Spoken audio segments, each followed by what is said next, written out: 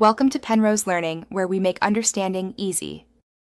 You begin by securing essentials and acting fast. Get a flashlight, small mirror, magnet, and screwdriver.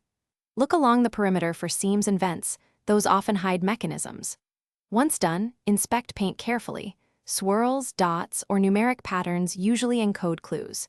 Make sure to rub textured areas gently with a cloth to reveal indentations, and use the magnet near metallic noise. This helps you find screws or hidden fasteners. This proactive first sweep sets up every next step. Now you decode and access internal compartments.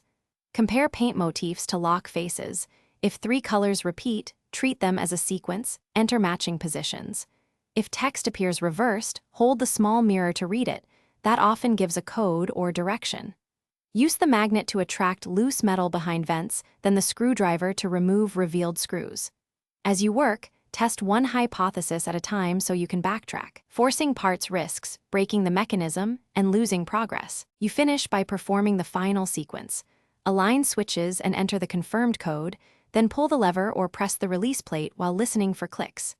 If the door does not open, stop and reverse your last adjustments. Misaligned parts often block the mechanism. Once done, re-examine pattern alignments and try alternate numeric combinations based on earlier clues. Make sure to keep tools handy and record discovered hints. That saves time if you must retry or face linked rooms later.